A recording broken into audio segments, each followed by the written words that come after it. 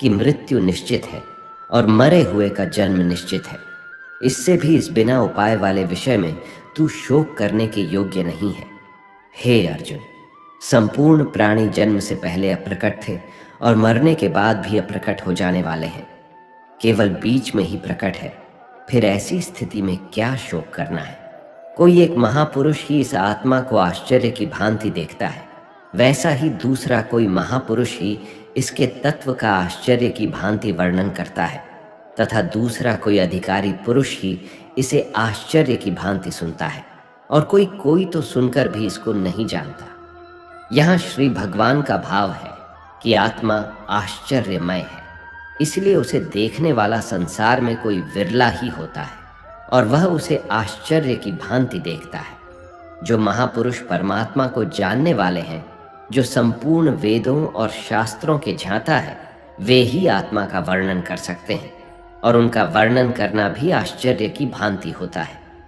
इस आत्मा के वर्णन को सुनने वाला सदाचारी आस्तिक पुरुष भी कोई विरला होता है, और उसका सुनना भी आश्चर्य की भांति होता है।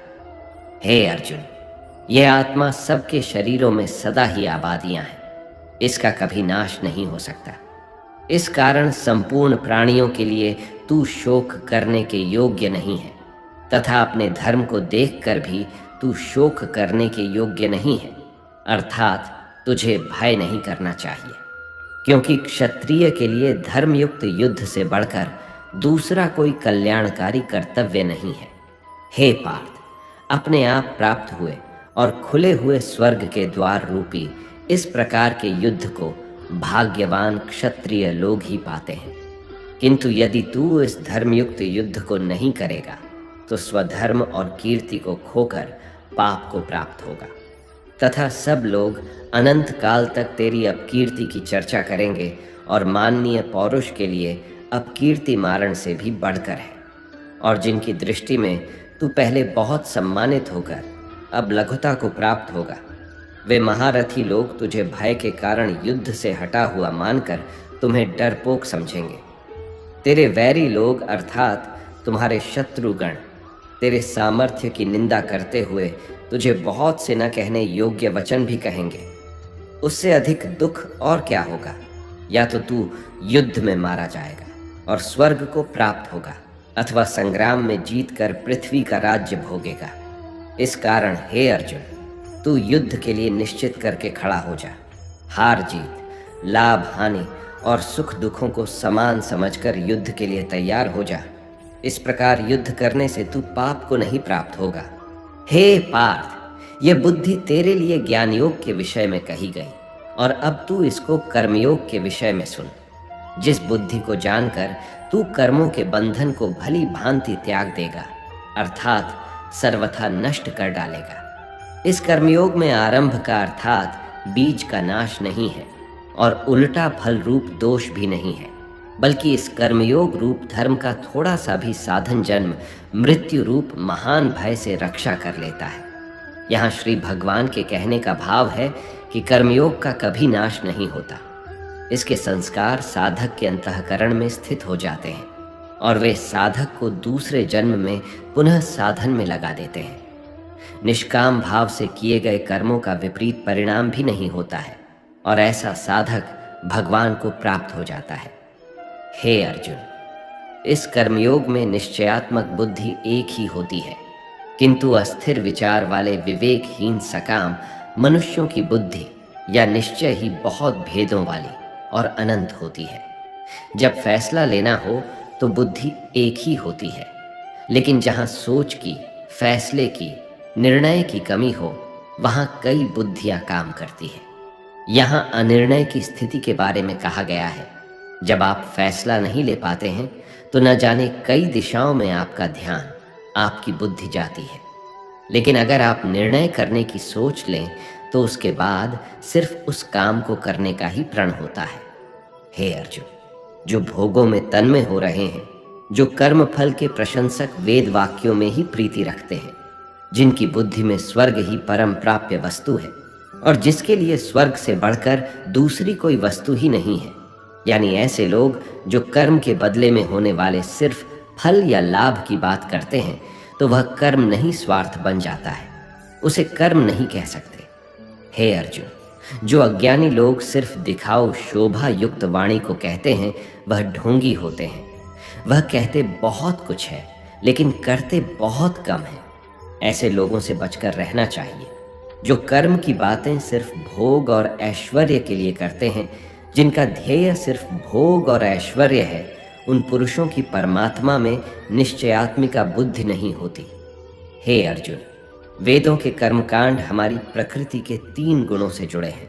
इसलिए तू उन भोगों एवं उनके साधनों में आसक्तिहीन, हर्ष, शोक आदि द्वंद्वों से रहित, योग और क्षेम को न चाहने वाला और स्वाधीन अंतकरण वाला हो। यहाँ श्री भगवान कहते हैं, वेद भी सिर्फ 3 गुणों में समाप्त हो जाते हैं, उससे आगे वे भी नहीं जानते। उससे आगे है कर्म योग। श्री भगवान का कहना है कि कर्म करो, लेकिन उससे आसक्ति मत रखो। बेहद बड़े जलाशय के प्राप्त हो जाने पर छोटे जलाशय में मनुष्य का जितना प्रयोजन रहता है, उसी तरह से जिसने ब्रह्म तत्व को समझ लिया, तब उसके लिए वेदों की कोई आवश्यकता नहीं रह जाती है। तेरा कर्म करने में ही अधिकार है, उसके फलों में कभी नहीं। इसीलिए तू कर्मों के फल के लिए काम मत कर, लेकिन ऐसा भी ना हो कि तू काम ही मत कर। कर्म करना है लेकिन फल के लिए नहीं। हे धनंजय, तू आसक्ति को त्याग कर तथा सिद्धि और सिद्धि में समान बुद्धि वाला होकर योग में स्थित हुआ कर्तव्य कर्मों को कर। फल की इच्छा के लिए कर्म मत कर। तुमको कर्मयोगी बनने के लिए संभाव में स्थित होकर कर्म करना चाहिए। सकाम कर्मों को बुद्धि योग की अपेक्षा अत्यंत नीचा बतलाकर भगवान ने भाव दिखलाया है कि सकाम कर्मों का फल नाशवान क्षणिक सुख की प्राप्ति है और कर्मयोग का फल परमात्मा की प्राप्ति है। इसलिए दोनों में दिन और रात की भांति महान अंतर है। इस समत्व रूप बुद्धि योग से सकाम कर्म अत्यंत ही निम्न श्रेणी का है। इसलिए हे धनंजय, तू संबुद्धि में ही रक्षा का उपाय ढूंढ, अर्थात बुद्धि योग का ही आश्रय ग्रहण कर। समबुद्धि युक्त पुरुष पुण्य और पाप दोनों को इसी लोक में त्याग देता है, अर्थात उनसे मुक्त हो जाता है। इसीलिए तू समत्व रूपी योग में लग जा। ये समत्व रूप योग ही कर्मों में कुशलता है, अर्थात कर्म बंधन से छूटने का उपाय है। क्योंकि संबुद्धि से युक्त ज्ञानी जन कर्मों से उत्पन्न होने वाले फल को त्याग कर जन्म रूप बंधन से मुक्त होकर निर्विकार परम पद को प्राप्त हो जाते हैं। जिस काल में तेरी बुद्धि मोह रूप दलदल को भली भांति पार कर जाएगी, उस समय तू सोने हुए और सुनने में आने वाले इस लोक और परलोक संबंधी सभी भोगों से वैराग्य को प्राप्त हो जाएगा। भांति भांति के वचनों को सुनने से विचलित हुई तेरी बुद्धि जब परमात्मा में अचल और स्थिर ठहर जाएगी, तब तू योग को प्राप्त हो जाएगा, अर्थात तेरा परमात्मा से नित्य संयोग हो जाएगा। अर्जुन बोले, हे केशव, समाधि में स्थित परमात्मा को प्राप्त हुए स्थिर बुद्धि पुरुष का क्या लक्षण है? वह स्थिर बुद्धि पुरुष कैसे बोलता है, कैसे बैठता है और कैसे चलता है? श्री भगवान बोले, हे अर्जुन, जिस काल में यह पुरुष मन में स्थित संपूर्ण कामनाओं को भली भांति त्याग देता है और आत्मा से आत्मा में ही संतुष्ट रहता है, उस काल में वो स्थित प्रज्ञ कहा जाता है। दुखों की प्राप्ति होने पर जिसके मन में उद्वेग नहीं होता, सुखों की प्राप्ति में जो सर्वथा स्पृहा रहित है तथा जिसके राग, भय और क्रोध नष्ट हो गए हैं, ऐसा मुनि स्थिर बुद्धि कहा जाता है।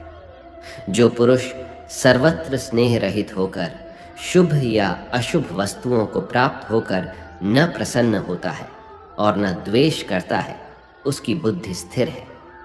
कछुआ सब ओर से अपने अनुभव को जैसे समेट लेता है, वैसे ही जब यह पुरुष इंद्रियों के विषयों से इंद्रियों को सब प्रकार से हटा लेता है, तब उसकी बुद्धि स्थिर है, ऐसा समझना चाहिए।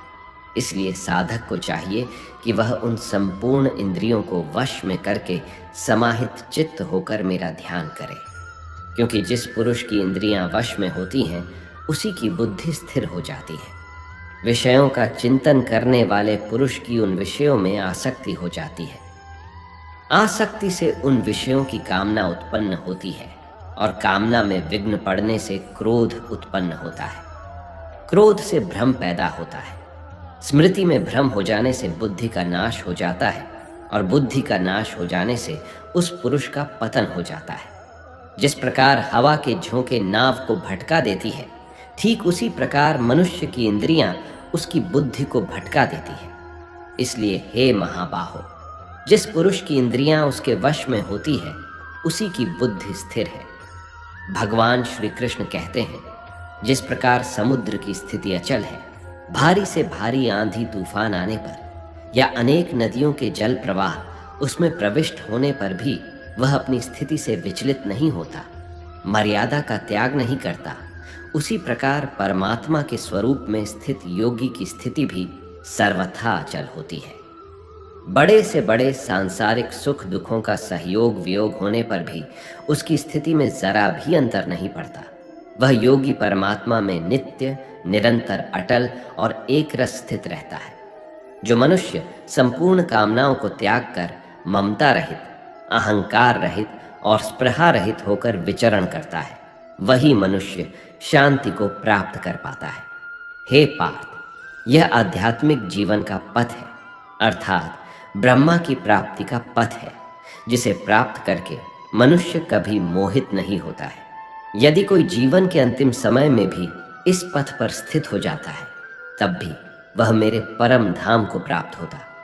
इस प्रकार उपनिषद, ब्रह्म विद्या तथा योग शास्त्र रूप श्रीमद् भागवत गीता के श्री कृष्ण अर्जुन संवाद में सांख्य योग नाम का दूसरा अध्याय संपूर्ण हुआ है। श्रीमद् भागवत गीता अध्याय 3 कर्म योग।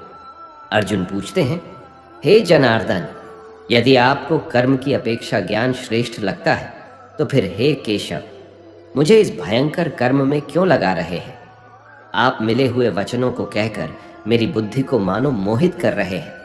इसलिए एक बात बताओ प्रभु, जिससे मेरी उलझन दूर हो सके, जिससे मैं कल्याण को प्राप्त हो जाऊं।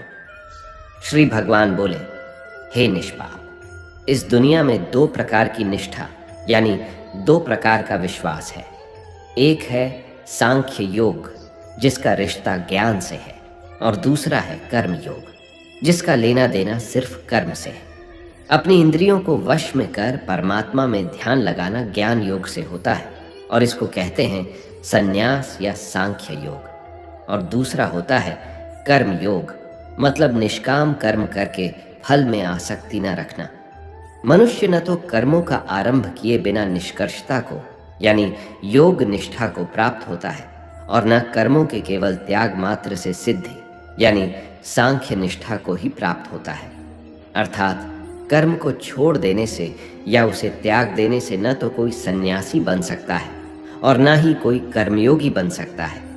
निस्संदेह कोई भी मनुष्य किसी भी काल में क्षण मात्र भी बिना कर्म किए नहीं रहता, क्योंकि सारा मनुष्य समुदाय कर्म करने के लिए ही पैदा हुआ है। बिना कर्म किए कोई रह नहीं सकता है। जो मंदबुद्धि मनुष्य सिर्फ दिखावे के लिए कहता है कि उसने समस्त इंद्रियों को वश में कर लिया है, परंतु वह मन ही मन उन इंद्रियों के विषयों का चिंतन करता रहता है, वह मनुष्य मिथ्याचारी अर्थात दंभी कहा जाता है। किंतु हे अर्जुन, जो पुरुष मन से इंद्रियों को वश में करके अनासक्त हुआ समस्त इंद्रियों द्वारा कर्म योग का आचरण करता है, वही श्रेष्ठ है, अर्थात वही कर्म योगी है। तू शास्त्र विहित कर्तव्य कर्म कर, क्योंकि कर्म न करने की अपेक्षा कर्म करना श्रेष्ठ है, तथा कर्म न करने से तेरा शरीर निर्वाह भी नहीं सिद्ध होगा। अर्थात तू सिर्फ अपने कर्तव्यों का पालन कर, क्योंकि कर्म नहीं करने से तेरा जन्म लेना भी बेकार हो जाएगा। हे अर्जुन, तू यज्ञ समझकर अपना कर्म कर। जिस प्रकार यज्ञ समाज और प्रजा की भलाई के लिए किया जाता है, उसी तरह तू इस युद्ध को यज्ञ समझकर अर्थात अपना कर्तव्य समझकर कर्म कर। प्रजापति ब्रह्मा ने इस दुनिया की शुरुआत में यज्ञ को रचकर अपनी जनता को कहा कि तुम लोग इस यज्ञ के द्वारा वेदी को प्राप्त हो, और यह यज्ञ तुम लोगों को इच्छित भोग प्रदान करने वाला हो। यज्ञ एक तरीके से हमें रास्ता दिखाता है, हमें कर्म करना सिखाता है। ब्रह्मा कहते हैं कि यज्ञ के द्वारा देवताओं को खुश करना चाहिए, और फिर वे देवता खुश होकर के हम सबकी भलाई करेंगे। इस प्रकार निस्वार्थ भाव से एक दूसरे को उन्नत करते हुए तुम लोग परम कल्याण को प्राप्त हो जाओगे। यज्ञ करके जब आप देवताओं की पूजा करते हैं तो वह बिना मांगे ही आपकी सारी इच्छाओं को पूरा कर देते हैं। लेकिन जो यज्ञ नहीं करता उस यज्ञ से देवताओं को प्रणाम नहीं करता, लेकिन फिर भी अपनी इच्छाओं को पूरा करना चाहता है, उसे चोर समझना चाहिए। अर्थात बिना कर्म किए कोई चाहता है कि उसे सब कुछ मिल जाए तो उसे चोर ही तो समझना चाहिए। यज्ञ से बचे हुए अन्न को खाने वाले श्रेष्ठ पुरुष सब पापों से मुक्त हो जाते हैं, और जो पापी लोग अपना शरीर पोषण करने के लिए ही अन्न पकाते हैं वे तो पाप को ही खाते हैं। अर्थात जो लोग ईश्वर को याद किए बिना अपने जिंदा रहने में ही लगे रहते हैं उन्हें चोर समझना चाहिए। अगर अन्न खत्म हो जाए तो सब खत्म हो जाएंगे। संपूर्ण प्राणी अन्न से उत्पन्न होते हैं। अन्न की उत्पत्ति वृष्टि से होती है, यानी कि बारिश, और बारिश यज्ञ से होती है, और यज्ञ कर्मों से होते हैं, और कर्म की उत्पत्ति वेद से। हमारी संस्कृति का सारा ज्ञान वेद से ही तो आया है, और वेद परमपिता परमात्मा से उत्पन्न हुआ है। इससे सिद्ध होता है कि यज्ञ और ईश्वर में सीधा संबंध है।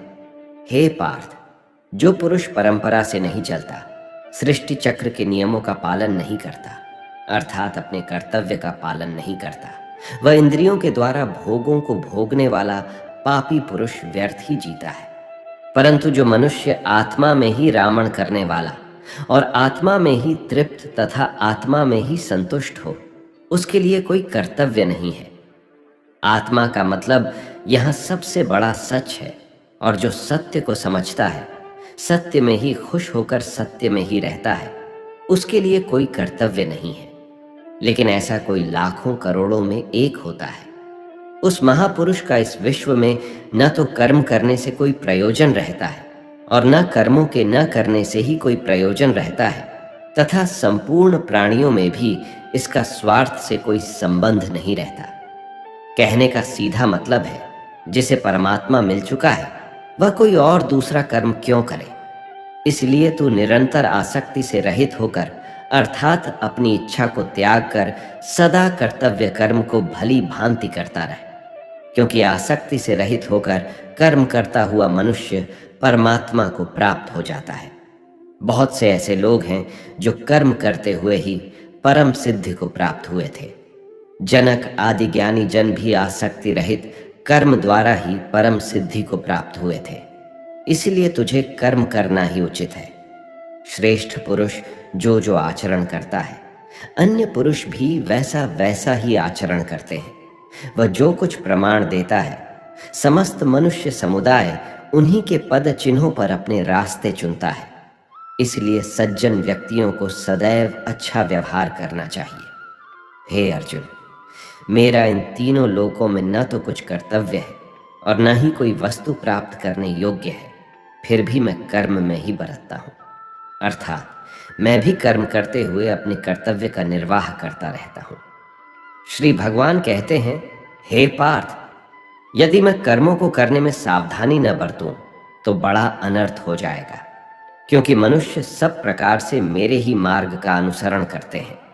इसीलिए यदि मैं कर्म न करूं तो यह सब मनुष्य नष्ट भ्रष्ट हो जाएंगे और मैं संकर्ता का करने वाला हो जाऊंगा तथा इस समस्त प्रजा को नष्ट करने वाला बन जाऊंगा। हे भारत, जिनमें समझ नहीं होती वह कर्म में आसक्त होकर कर्म करते हैं। आसक्ति रहित विद्वान को भी चाहिए कि वह भी लोगों को सही दिशा दिखाने के लिए उसी प्रकार कर्म करे। जो ज्ञानी हैं, जिन्हें ईश्वर की सच्चाई मालूम हो चुकी है, उनकी यह जिम्मेदारी बन चुकी है कि उनके काम करने के तरीके से कहीं किसी और के मन में काम करने के प्रति अश्रद्धा या अपमान न पैदा हो जाए। इसलिए उन ज्ञानी जनों के लिए यह जरूरी है कि वह ऐसा उदाहरण सामने रखें जिससे हर कोई अपना कर्म, अपना कर्तव्य करने के लिए प्रेरित हो। वास्तव में संपूर्ण कर्म सब प्रकार से प्रकृति के गुणों द्वारा किए जाते हैं, तो भी जिसका अंतकरण अहंकार से मोहित हो रहा है, ऐसा अज्ञानी मैं करता हूँ, ऐसा मानता है। तामसिक गुण वाले व्यक्ति आलस्य या नींद इसी प्रकार के कर्म करते हैं। राजसिक गुण वाले बात बात पर शौर्य या बहादुरी दिखाने का काम करते हैं। लेकिन ज्ञानी मनुष्य जानते हैं उसके गुण ही उससे कर्म करवा रहे हैं, और जो ज्ञानी नहीं होते वह समझते हैं कि सब कुछ वही कर रहे हैं। कर्म में लगे हुए ज्ञानियों को यह जानना चाहिए कि गुण ही उनसे कर्म करवाते हैं, वह खुद कुछ भी नहीं करते। और जो ज्ञानी इस बात को समझ लें तो ये उनकी जिम्मेदारी होती है कि वह अज्ञानियों को समझाए कि कर्म ही उनका धर्म है। श्री कृष्ण अर्जुन से कहते हैं कि तुम मुझ अंतर्यामी परमात्मा में अपने सारे कर्मों को अर्पण कर आशा और ममता को छोड़कर युद्ध करो। जो कोई मनुष्य दोष दृष्टि से रहित और श्रद्धा युक्त होकर मेरे इस मत का सदा अनुसरण करते हैं वे भी संपूर्ण कर्मों से छूट जाते हैं। परंतु जो मनुष्य मुझ में दोषारोपण करते हुए मेरे इस मत के अनुसार नहीं चलते हैं उन मूर्खों को तो संपूर्ण ज्ञानों में मोहित और नष्ट हुआ ही समझ। इस प्रकार उपनिषद, ब्रह्म विद्या तथा योग शास्त्र रूप श्रीमद् भगवद गीता के श्री कृष्ण अर्जुन संवाद में कर्म योग नाम का तीसरा अध्याय संपूर्ण हुआ। श्रीमद् भागवत गीता अध्याय 4 ज्ञान कर्म संन्यास योग। दोस्तों, जिस प्रकार कहावत है कि नेकी कर दरिया में डाल, ठीक उसी प्रकार कर्म का ज्ञान कहता है कि कर्म कर और उसे भगवान को समर्पित कर दे। गीता के चौथे अध्याय में श्री भगवान ज्ञान, कर्म और संन्यास योग के बारे में बताएंगे। तो चलिए सुनते हैं। भागवत गीता का अध्याय 4 ज्ञान कर्म संन्यास योग। श्री भगवान बोले, मैंने इस अविनाशी योग को सूर्य से कहा था, सूर्य ने अपने पुत्र मनु से कहा, और मनु ने अपने पुत्र राजा इक्ष्वाकु से कहा। हे परंतप अर्जुन, इस प्रकार परंपरा से प्राप्त इस योग को राजर्षियों ने जाना, किंतु उसके बाद योग बहुत काल से इस पृथ्वी लोक में लुप्त हो गया। तू मेरा भक्त और प्रिय सखा है, इसलिए यह पुरातन योग आज मैंने तुझको कहा है, क्योंकि यह बड़ा ही उत्तम रहस्य है, अर्थात गुप्त रखने योग्य विषय है। अर्जुन बोले, आपका जन्म तो अभी हाल का है और सूर्य का जन्म बहुत पुराना है, अर्थात कल्प के आदि में हो चुका था। तब मैं इस बात को कैसे समझूं कि आप ही ने कल्प के आदि में सूर्य से यह योग कहा था। श्री भगवान बोले, हे परंतप अर्जुन, मेरे और तेरे बहुत से जन्म हो चुके हैं, उन सब को तू नहीं जानता, किंतु मैं जानता हूँ। मैं अजन्मा और अविनाशी स्वरूप होते हुए भी तथा समस्त प्राणियों का ईश्वर होते हुए भी अपनी प्रकृति को अधीन करके अपनी योग्य माया से प्रकट होता हूँ। हे भारत, जब जब धर्म की हानि और अधर्म की वृद्धि होती है तब तब मैं अपने रूप को रचता हूँ, अर्थात साकार रूप से लोगों के सम्मुख प्रकट होता हूँ। साधु पुरुषों का उद्धार करने के लिए, पाप कर्म करने वालों का विनाश करने के लिए और धर्म की अच्छी तरह से स्थापना करने के लिए मैं युग युग में प्रकट हुआ करता हूँ।